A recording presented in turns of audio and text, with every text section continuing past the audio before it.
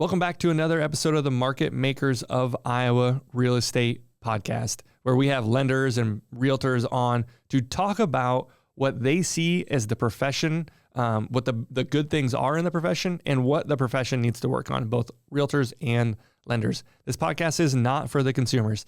A consumer is not going to find a lot of value in this. Those watching this are mainly going to be real estate agents and lenders in the central Iowa, the Des Moines area. And the reason I'm putting this together is I don't believe that we need to be so negative toward each other and or talk trash about one another and how real estate agents in general are so terrible. Working together, having good transactions makes everybody's lives easier. I think everybody can agree with that. I'm your host, Darson Grantham. I've been a real estate agent since 2020. Those of you who think, hey, he's only been an agent for 4 or 5 years, I've already beat the trend of what most agents are in the business. And I also do a fair amount of business and have had quite a few transactions. So I've experienced the good, the bad, and the ugly of real estate agents working together. And I've come from a background of insurance, of HR, and I just see a lot of room for improvement that agents, the professionalism of agents can change and lenders can change. So that's why I'm putting this podcast together. And today we have an interview with Jessica Kamerman, and she is a real estate agent at Keller Williams, been in the business just a couple of years, and has a really good perspective of what newer agents, their struggles are, their concerns are. She started on a team and then left the team and went solo, stayed with the same brokerage. So she is just a wealth of knowledge and just a caring, loving heart for the real estate profession and in general, people. So this should be a really fun episode, and I look forward to hearing from you what you think about that episode. Welcome back, everybody. My name is Darson Grantham, co-host. Nope, I'm the host. There is no co-host. I was going to tell you this, and I'm going to tell everyone. I'm probably going to search for a co-host. I think it'd be fun to have 3 people, the bantering back and forth. Today, though, we have Jessica Kamerman. Is that how I say it? Yep, Kamerman. And I should know how to say it. She is in my office. She is at Keller Williams.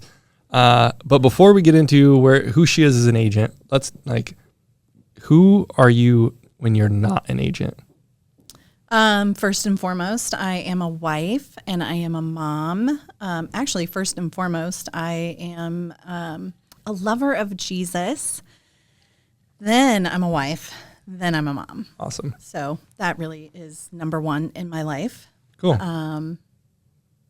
Running kids around, and I do that along with all the other things that I do. And yeah, that's pretty much it. Cool. So your identity is a believer, mom, wife. Yeah. Agent. Yeah, which is weird because I think as you get older as a woman, it's really hard to kind of define yourself a little bit. You've lost yourself along the way as a mom and a wife. I'm kind of in a little bit of a rediscovery period, really, within myself. And I'm a realtor now too, so there's that. I can't relate to the woman-wife thing, but I can see that. Okay, as an agent or in real estate, so this podcast, I invited you on because premise of it is, I hate that everyone just talks shit about all the other agents, all the other lenders. I think there needs to be some more collaborative agents getting together, talking about what agents can do better together, right? How can we make transactions easier? Yeah. There is no reason there needs to be so much combativeness when we have a transaction. I feel like when we go under contract or we're trying to get someone to put an offer on a property we own or we're representing, the better we are able to work together, the smoother it is for everybody. Preach. Right? Yes. So that's why this podcast is on. And lenders have a huge piece of that. So this podcast is not for the general public, although obviously they can listen to it if they want to. I'm doing this for agents and lenders. I'm not going to grow this to be the nationwide podcast. And some agents don't know what they should and shouldn't be doing. Yeah. Some agents ignore it, right? Mm-hmm. And some agents just decide their business is different, which is, again, fine. But as agents, if we know who those agents are, we can better prep our buyers and sellers when we go into the transaction. So, yeah, that's why I'm putting this podcast on, putting it together. And I want to have people on, agents like yourself, share what you like, what you hate about transactions, agents. How can we do better? How can what are we doing that we don't need to be doing? Right? So stuff like that. As an agent, what did you do before you were an agent? Let's get a little bit more context there. So before I was in real estate at all, I was an executive administrative assistant and then chief operating officer of a small company in Los Angeles. We moved back to Iowa, and I became a stay-at-home mom. And as I was a stay-at-home mom, I started a direct sales business. And so I continued to work kind of in a sales role during that time, which was great, kept my mind fresh and business-oriented. So you were a director of operations, and then you stayed at home and went into a sales business. Mm-hmm. Yeah. That's not common. It's not? I don't think so. Because a director of operations, that's not sales, unless it was a small business. No, it was a small business. I helped our sales team a lot, and you knew it. Okay. I knew sales. My husband was in sales, and I worked with our sales force a lot. So I was developing databases, and we worked with Salesforce at the time. So I helped build our CRM from the ground up. I managed all of those things, worked with our chief marketing officer, our chief counsel, as well as our chief accountant. So you knew what the behind the scenes sales piece was then. Yes. Right. That makes sense. Yeah, okay. I did. That makes more sense. Just more questions. More questions comes out. LA to Des Moines. Did you think about being a real estate agent when you're in LA? No. When did real estate come into like the horizon? Okay. Yeah. So every real estate agent is going to cringe when I say this, but the reason I thought real estate looked good was because we were looking to sell our own home, and we interviewed agents, and I looked at the estimate of proceeds, and I said, "Oh my gosh, that's a lot of money. I could do that. I could make that money." And so we ended up like, you're not wrong. I know. And you're not the only one that has thought that. I know. But then we ended up selling our house FSBO. Did it sell? It did. Wow, dang it. For higher than each of the agents told me it would. Well, what year was that? 2019. Oh. 18 was a bad year. 19 it went up. Yeah. Interesting. Yeah. So that's when I decided I want to be involved in real estate. I said, I want to be an agent. My husband said, you've been staying home. Why don't we ease into this, right? So he said, why don't you see if you can find an admin position and go from there and then get your license. Cool. So that's what I did. You just listen to your husband. Yeah. Good. No, I don't normally listen to my husband, but that's okay. It's okay. Well, at times. Cool. So you started, so then did you go search for real estate agents admin positions, or did you know agents in the business? How'd that look? So new agents in the business, obviously we had interviewed some. My husband knows everyone. And Marcia Munger from our office was our buying agent. She interviewed to be our listing agent, but we didn't hire her. Sorry, Marcia. We'll have you on this podcast and you give a rebuttal. So here's the thing I will say is the beautiful thing about that is she knew that we had decided to do it on our own. She gave us resources to sell our home on our own. We used Red Settlement. We used Wasker. Yeah. She gave us the tools we needed to do that efficiently. Yeah. And so she became our realtor for life, right? Mm-hmm. Just by doing those things. And then we were talking about, well, both kids are going to be in school. It's about time Jess gets back to work. You're being so lazy staying at home with the kids. So lazy staying at home with the kids. I didn't say that. But no, they were both in school, and it was just it was time for me. It was time for me to do something outside of the home again. And Marcia reached out and said, hey, there's a guy in the office who's looking for an admin. And I was like, awesome. And then I interviewed with Dave. And did you interview any other agents? Nope. Cool. I wasn't trying to get anything. I was just curious. Yeah. No. Okay. So that's so funny. You looked at the dollar amount and you're like, yeah, that's a lot of money. Why do we need to pay them? And then you go work for as an admin for an agent. It's funny. Dave's one of our, one of Keller's top agents too, Yeah. right? That's funny. Yeah. Okay, so clearly, like the background that you just told me, you walk into an agent and say, "I want to be your admin." Like, I would be like, "Yep, just go." How did that process look like onboarding with the team? Well, at Keller Williams, we have a whole process of hiring, which you just went through yourself. Career visioning. I'd recommend it to anyone. Yeah. Like, this is not a Keller Williams plug. This podcast is not a Keller Williams podcast. I want to make that very clear.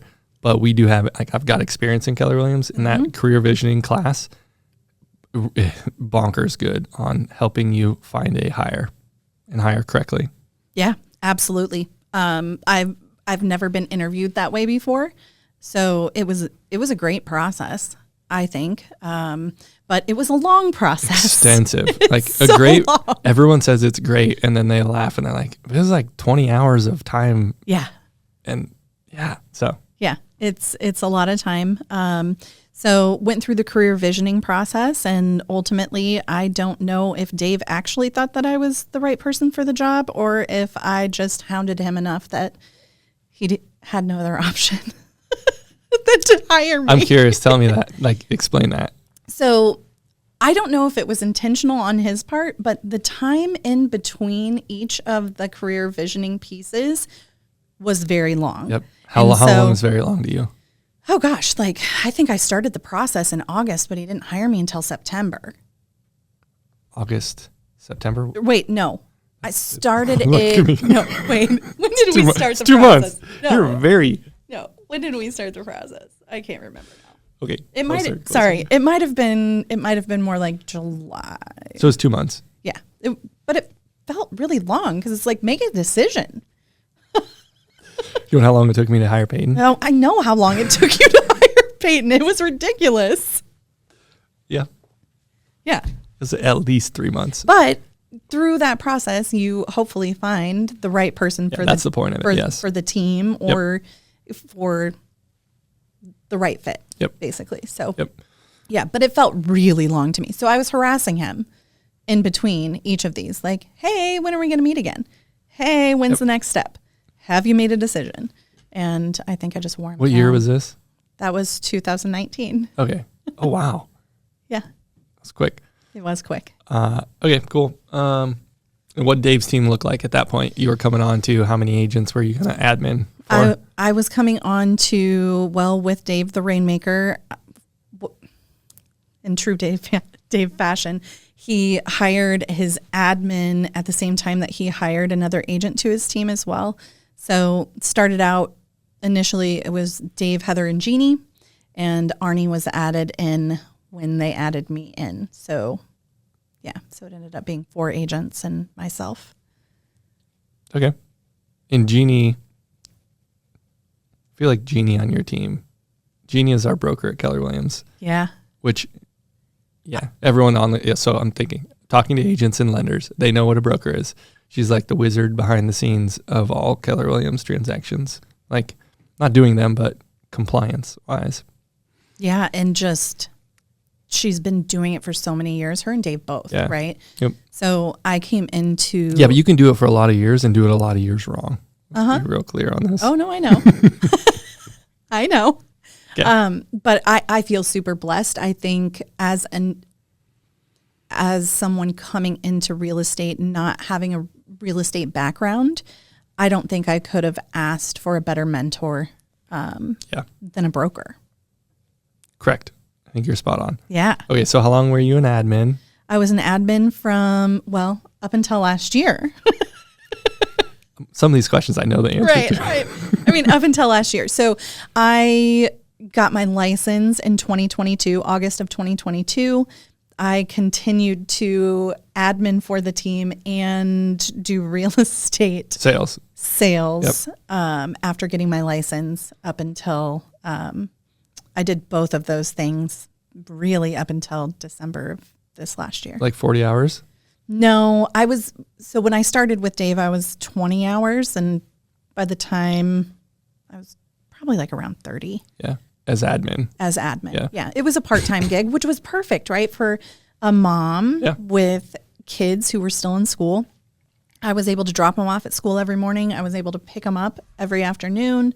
Yep. And if they were sick, you can work from home. Like ideally an admin should be with your team, I think. Yeah.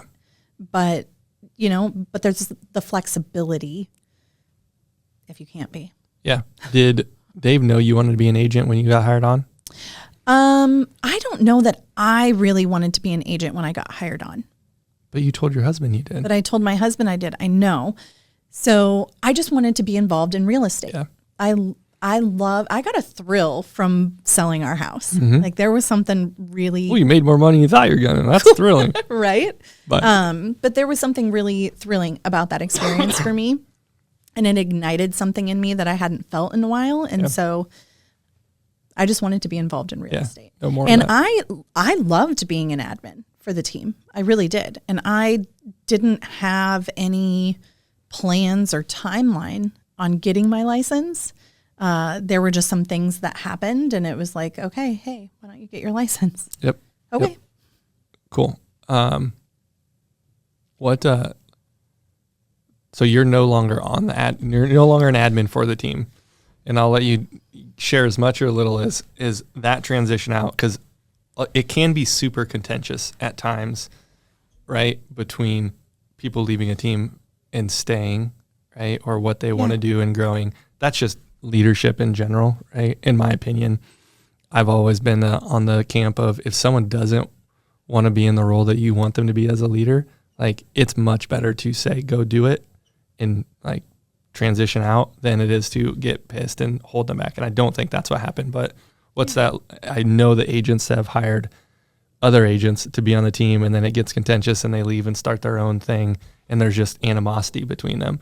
I think that is the dumbest thing in the world. One, because you can't change, like you can't hold someone hostage. Right. Like in you doing that is one, it hurts your relationship with them. Other people see it, you look stupid, and you mentally, it hurts. Mm-hmm.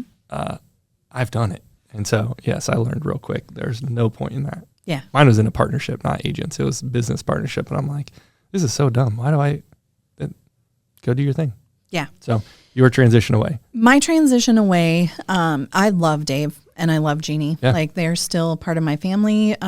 Dave will still call me and ask me questions because he took a different role within the company and things can change quickly in real estate. The way we do transactions, the technology that we're using, different things like that. And so when he came back into the role of real estate agent with the team again, there were just things that he didn't necessarily know. So he'll still call me and ask me questions and I will answer them and help guide him. And your office is across the hallway. And our offices are across the hallway from each other. But no, there was no animosity there at all. I think there was disappointment because I think there was a hope that that I would stay and that we could together grow something really awesome.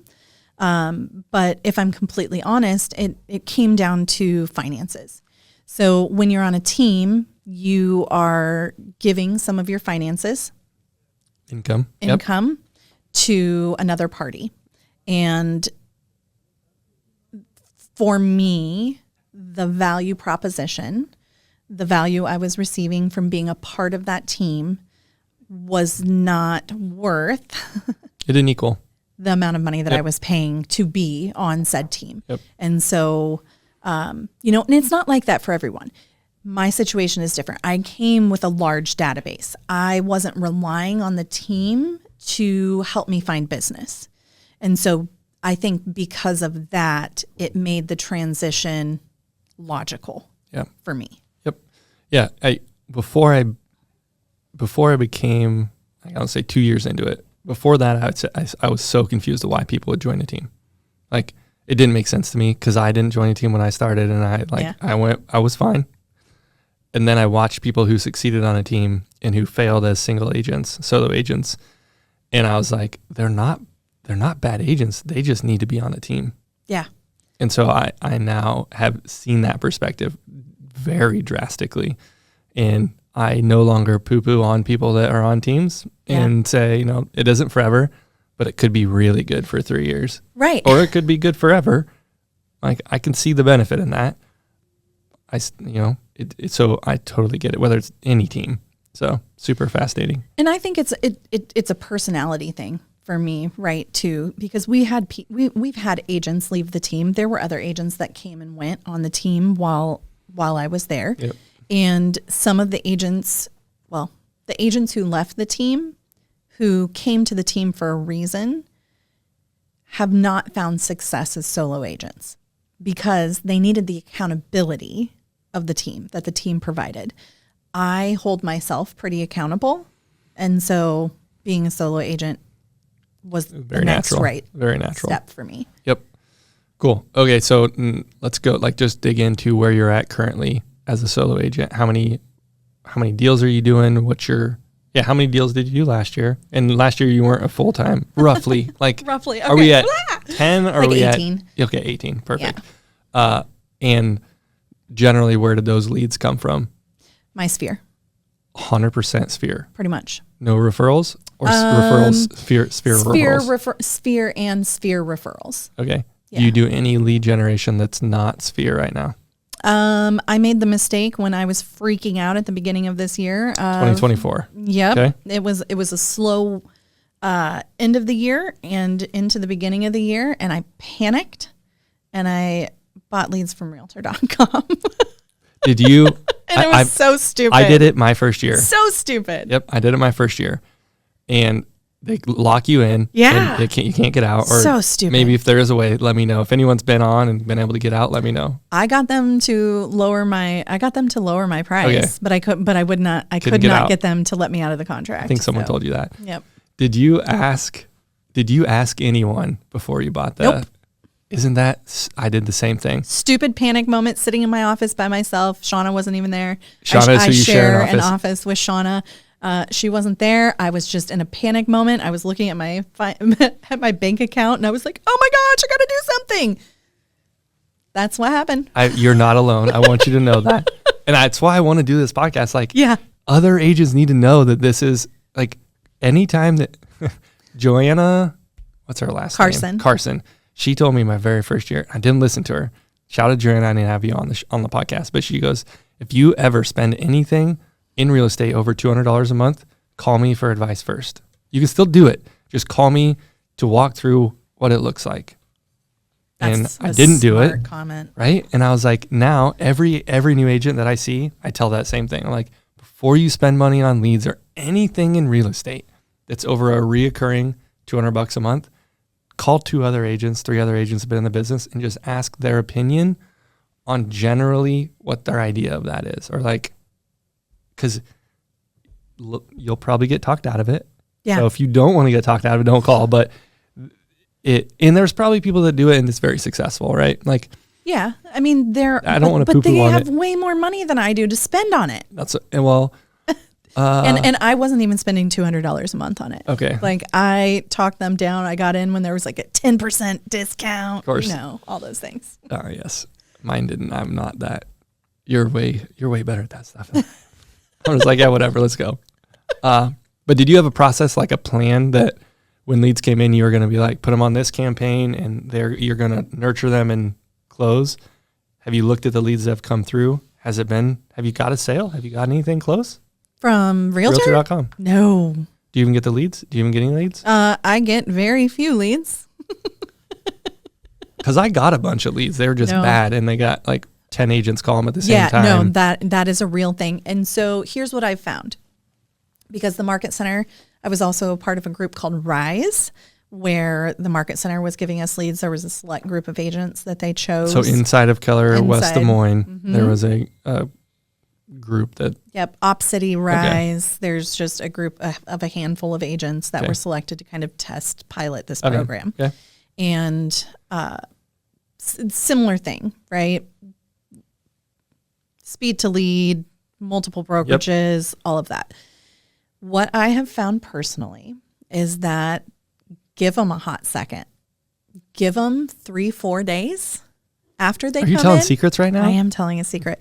Give them 3 or 4 days after they've actually hit your inbox and then message them. Because you're the only one that day. Or everybody gives up. Yeah, that's what I mean. Yeah. Yeah. And so I was given a list of leads that I don't know how old they were, because I'll call anybody. That's not true, but carry on. What do you mean it's not true? Okay, carry on. Keep going. I Keep mean, telling the story. I'll call anyone. I will also. I don't care. But I can't be just given a list and be like, call this list. I'll get bored after 3 dials. Oh, I mean, here was the caveat with the list. I didn't have to call through it right away. They were already old leads. They were just seeing if there was anything, wanted to see if there was anything viable in them. Did you have emails on them? Yeah. Let's do something with that list. Okay. It's called a 9-word email. Cool. We'll do it. It is the most simple email. Because Darson owes me 5 hours of time. Yeah. And I'm taking 50% of that transaction. Just kidding. But no, anyway, so I got this list and I started calling through it, and they were leads that other people said that they couldn't get anything from. Yeah. And I'm starting to get people on the phone. Another hot tip, call people from 2 to 4, 2 to 5 on a Friday afternoon. Yeah. They're happy and they answer the phone. Okay, wait. But you said that all your transactions were from Sphere. Yeah, I haven't closed so yet. I haven't. So I'm nurturing quite a Okay. few off of that list, but I'm not nurturing any of the realtor leads. And with the new changes that are coming down in our industry, I have always, because Jeannie taught me, right? So I have always gotten an exclusive. That's just what I do. And with the realtor leads, they just want to see a house. Yep. They don't want an agent. And so They don't know they want they an don't agent. know they want an agent. I like that. But what I have found is when I start talking to them about the fact that, okay, like I'm going to need to get a commitment from you, they're like, deuces, Yeah. peace out. Yep. Don't want to talk anymore. And that's not the kind of client I want to work with. So I'm just like, those are garbage as far as I'm concerned. We should sell those off to another person. I'll sell them to you, Darson. I don't want them. It's funny. So I did the Realtor.com thing. You know I what? got a bunch That's of actually lists. a brilliant idea. At least I can make some of my money back. I'm smart. Or I can give them I don't to know people how to and do it. say, and at least take a 25% referral if something does come of it. Yep.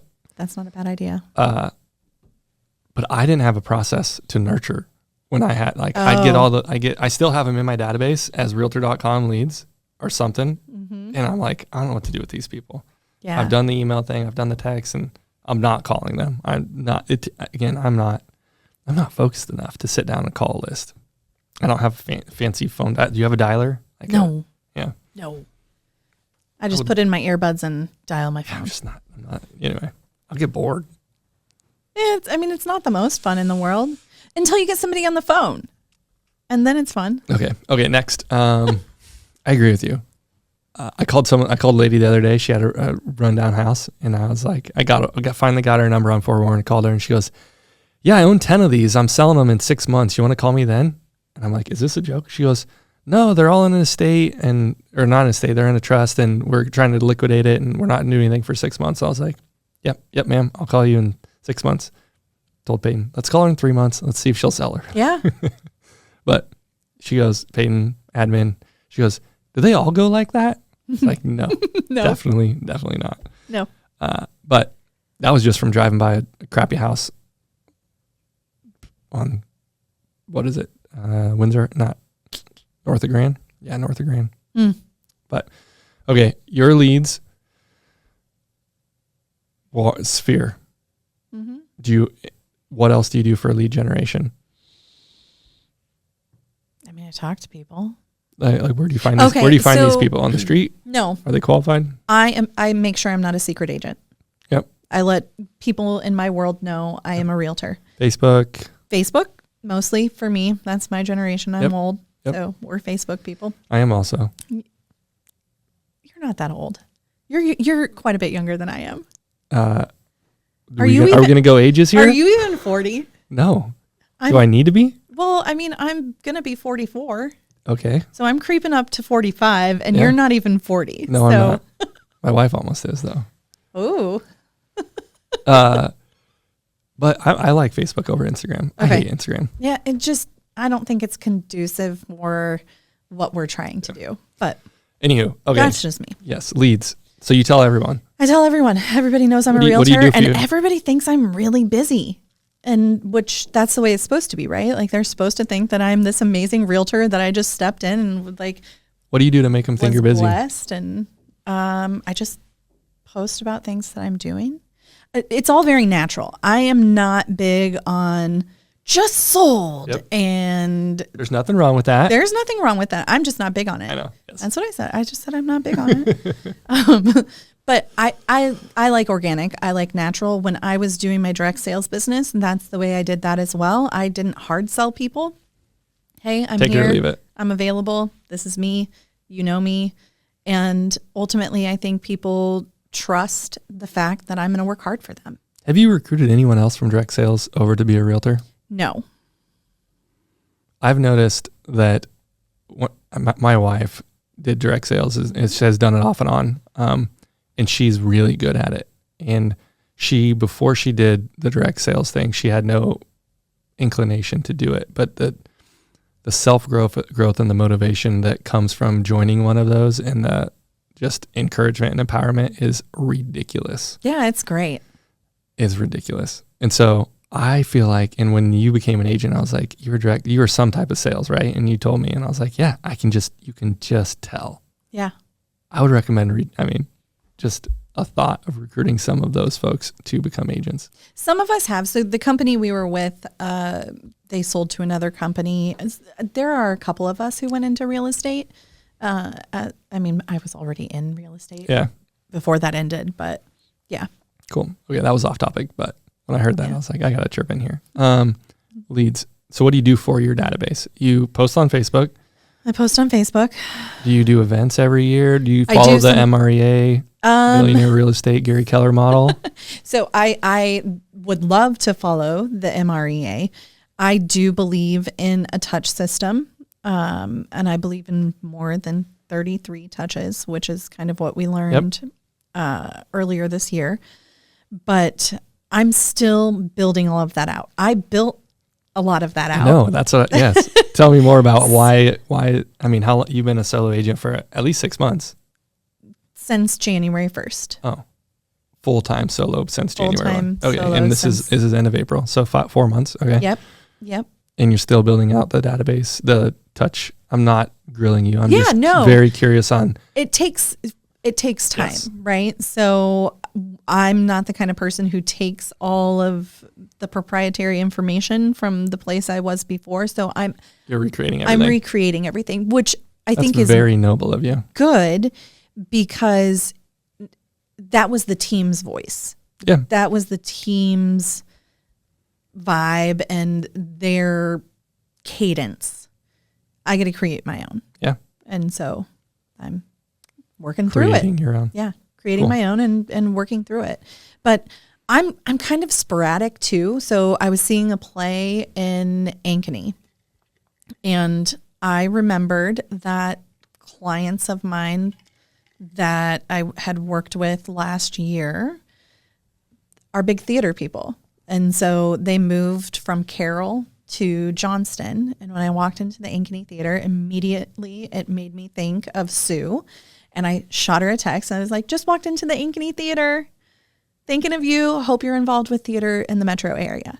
So I'm sporadic. Yep. I'm natural, which is why people like to do business with me, is because I'm not canned. Yeah. Yep. Totally get it.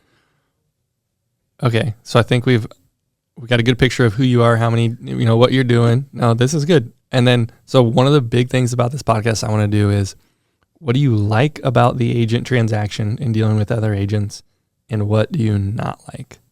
So let's start with what you like. What is something that just a couple, don't get stressed out about this. Yeah, just a couple, like, hey, when agents do this in the transaction, it means I want to do more business with that agent. And that could be Keller agents, could be other agents. I mean, communicate. Yeah. Everyone says communicate. Everybody says communicate. Yeah, because I think that's an area that we really could do better as agents. I'm an over communicator. I know. Yes, I am.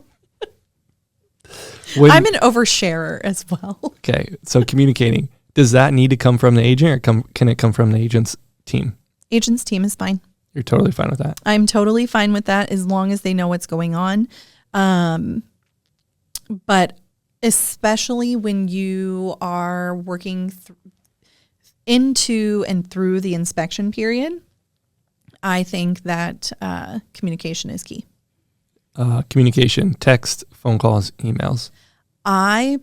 So text is great because then there's the trail, right? So you can always go back and refer to it. So I don't mind text, but I also I'm a phone talker. Like if we're going to talk, like let's just get this done. You've got my voicemail many times then. I don't call you. Oh, well, thank you. Because I know you're not we need to do a deal. I know you're not a caller. No. But see, that's the other thing. I feel like having been in sales, I also get a pretty good feel, not just for my clients, but also the agent that I'm working with pretty early on in a transaction.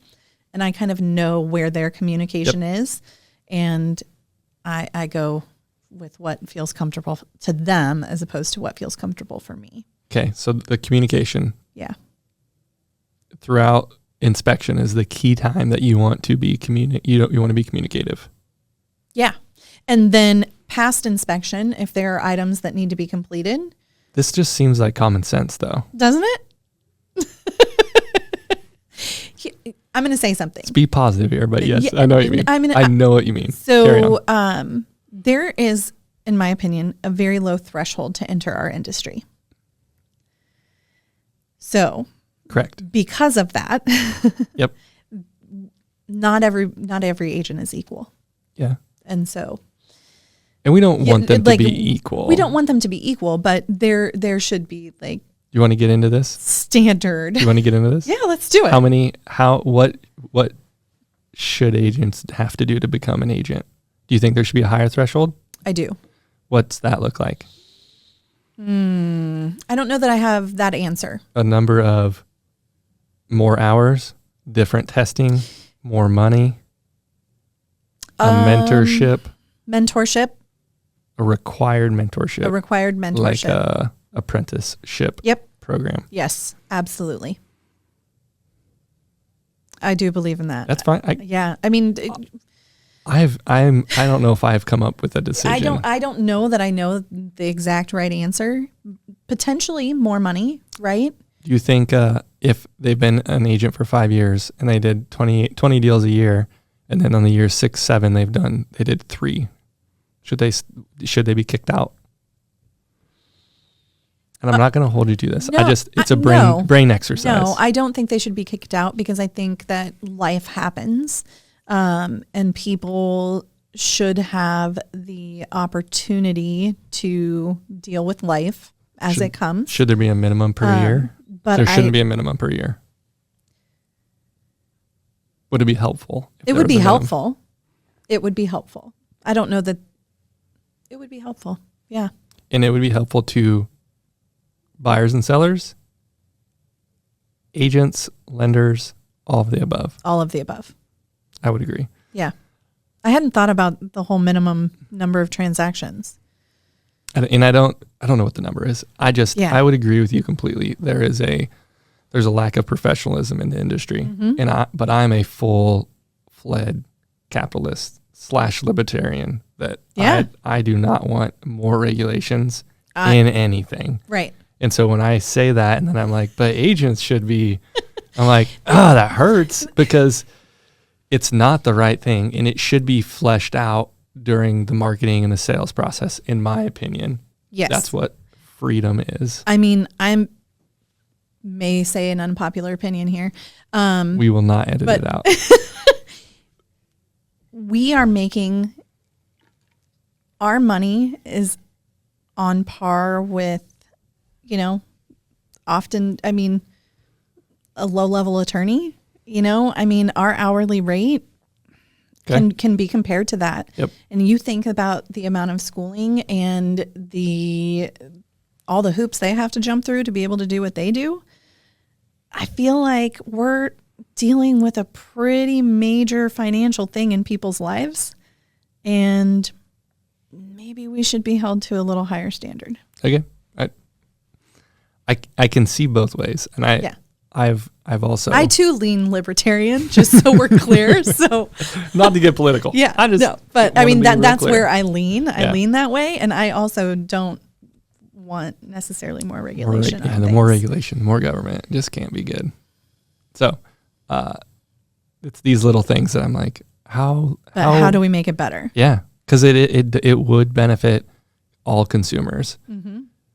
Granted, can it benefit all consumers if there's just practice done in a different way, right? If there is a better way, the agents can explain why you would hire them instead of the person that has done 3 transactions. Which brings me to the next point. You can't talk negatively about agents, Mm-hmm. which is that right or wrong, right? Within, I think it's NAR, so National Association of Realtors, you can't degrade another agent in any way, even if you're right. Define the word degrade? You can't talk poorly about them. You To can't who? say they're a terrible educator. Anyone? You can't, Yeah, technically, right? Or there's an ethics violation, and then we go into what does that really matter? I know that's the point of this podcast too. It's ridiculous. It is ridiculous. It's ridiculous. It's something that bothers me quite a bit because if you're telling the truth, I don't know why I can't say that Joe Schmo has poorly answered his phone timely on our transaction publicly, but you can't. So I don't know what I was going with that, but it's one of my pet peeves. The communication. That's you can't share with the world your interaction with another agent if it was poor. If it was good, you can say all you want. Yeah. We're talking about good things. We're going to get to the negative things. Okay. Now things that go. No, wait. Let's good let's things. find at least 1 or 2 more good things. What do you like when you work with agents? What goes well or what makes it go well? Does it drive you nuts when someone like me doesn't have all the paperwork correct initially? Initially, if an agent submits an offer to me and the paperwork is not correct, and I learned this my first transaction, right? I was nervous. I was writing my first transaction. This is a very random way I got a lead. They just must have looked up Keller Williams agents in Iowa or something and found You won the lottery. I won the lottery. And it was this beautiful woman from North Carolina. Still a friend of mine to this day. She was my first buyer. My first buyer. Blind squirrel finds a nut every once in a while. I know. But there were a couple of things that I had missed in my original paperwork. And granted, as an admin, I don't know. I did paperwork. I filled all of that out, but then the agent took it after I had filled it out and they put their little touches on it. So it was the first time I'd really submitted my own offer. And I'm super grateful that the agent on the other side used it as an opportunity to help me. Yeah. As a newer agent. Yeah. And she was not condescending. Did she know you were a newer agent? Did you overshare it with her? Probably, because I'm an oversharer. No, that's good. That's awesome. But she was really frustrated because she could have double-sided the deal, but she didn't believe that buyer's lender was legit because they were from out of state. So they called her first? So they called her first. So getting that offer for me with the name of the person that she was like, they're not legit.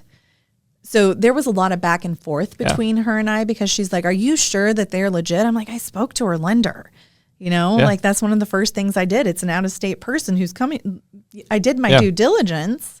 And so, it was a very interesting first buy-side transaction. But can I say her name?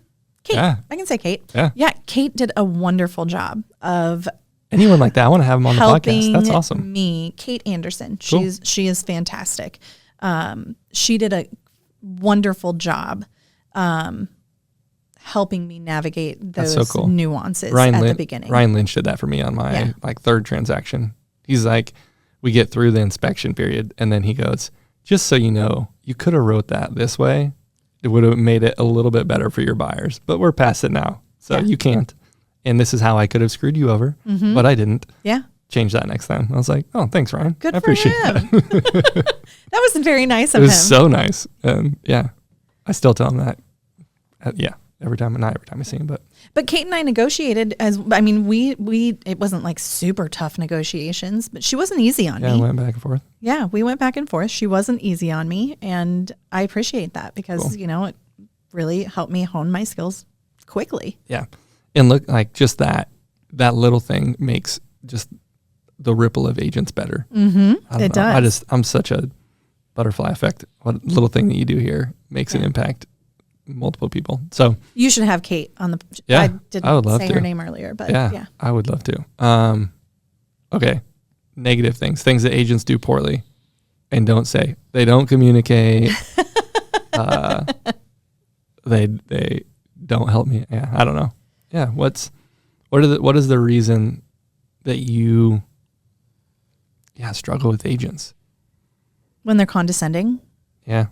the way it's not necessarily communication; it's how they're communicating too, right? The tone in which they're speaking to you. Do you think they know that?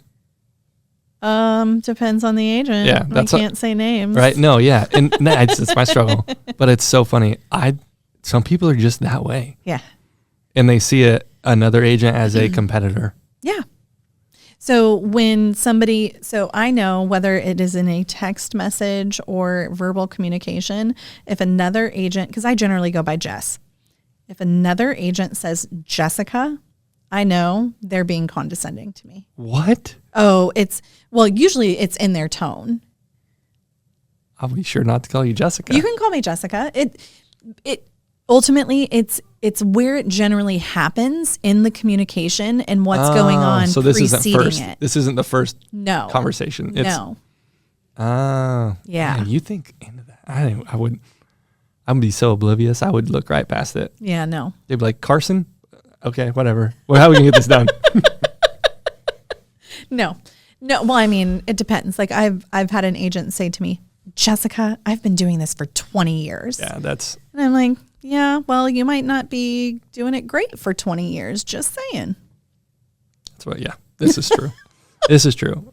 What other things that, like, it's little things. So I also think educating our clients on the inspection process. That is something that we as agents are really responsible for educating our clients through. And when an agent doesn't truly understand health, safety, and high-ticket items, and they're not really explaining that well to their clients, or they don't understand that because of maybe lack of experience or knowledge, it can cause issues. It can fall out of contract during inspection. Can fall out of contract during inspection. Yeah. Or when an agent maybe isn't educated enough to know that a home inspector is not an electrician, or a home inspector is not a roofer. Did you find this? Do you find this? It doesn't matter what year the agent, how long the agent's been in the business.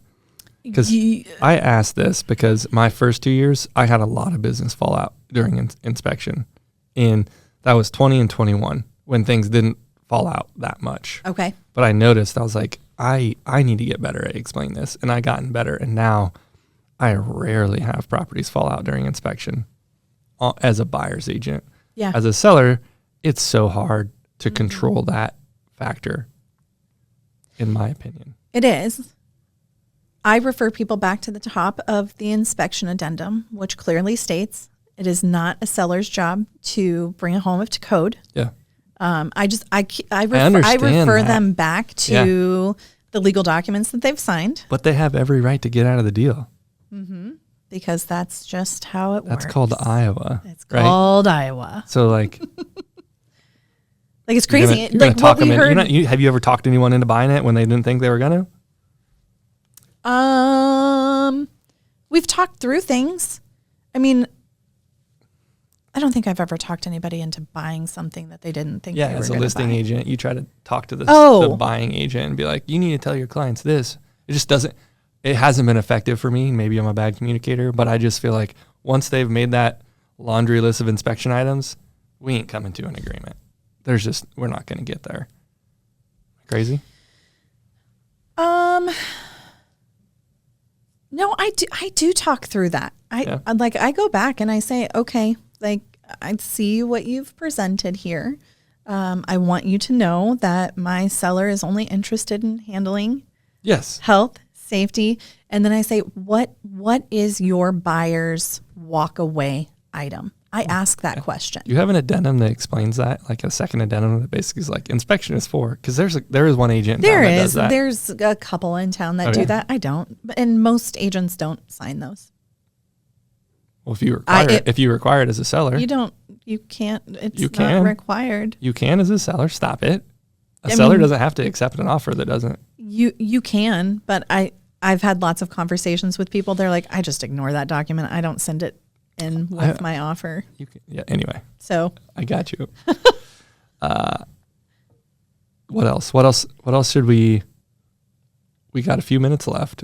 Okay. What are you thinking on what can we do better? Yeah. What else can agents and lenders take away from this conversation? In your experience, a couple years into the business. So, and this is something that it's just one particular buyer that I've had that has struggled so hard with this. And I have done everything humanly possible. Part of my buyer consultation is a layout of the costs that are associated with buying a home. But I think sometimes buyers get in over their head. And I think as agents, we have stopped, and I say we have stopped. I've only been doing this a short period of time. Like, that's fine. Who am I to be talking about? That's what you feel. Anything. But what I feel is somewhere along the way, we as agents stopped pre-qualifying financially our buyers. And in doing that, we've done a disservice because Beth has talked about this. If a hiccup comes up and we don't know our buyer's financial situation, we can't help them with another lender. We can't, if we had that information and we could go to another lender and say, something's not going right over here. What can you do for my client? Deals will fall through that way. And with the interest rates higher, like this is more often. It comes up more often. Or when you get into, I've got to pay for the appraisal now too. It's like, but we've gone through this. I've talked to you about this. Yep. You knew this was coming, but then all of a sudden it's like, it's this huge shock.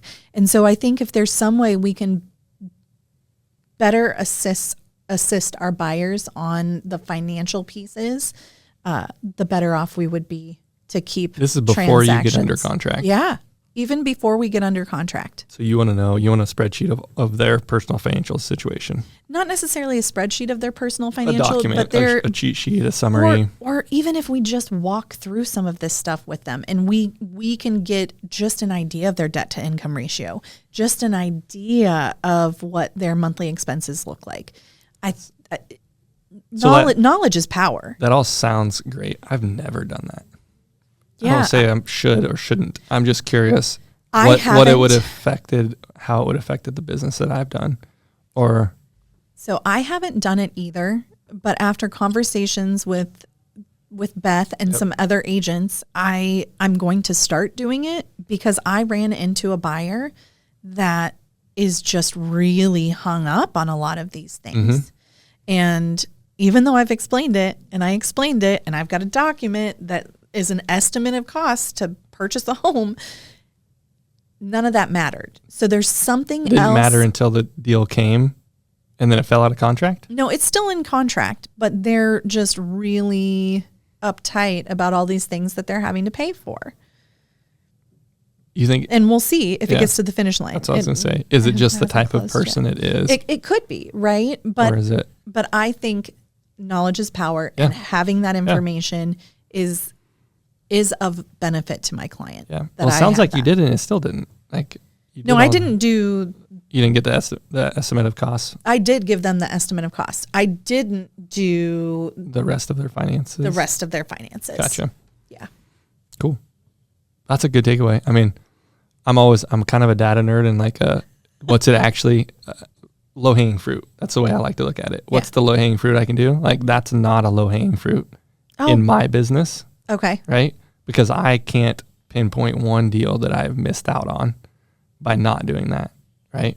Well, and I'm doom setting ahead. Like, Yes, you like are. the deal hasn't even fallen apart, you are. but these are just have been the struggles with this buyer in this transaction. So, But I see as doing that could be a huge benefit to one. It could get you new business because and referral. You're probably going to get better referrals from that agent or from that client if you do those things. Your lender's going to appreciate it because they're going to be able to know a better financial picture on the client that you're sending them.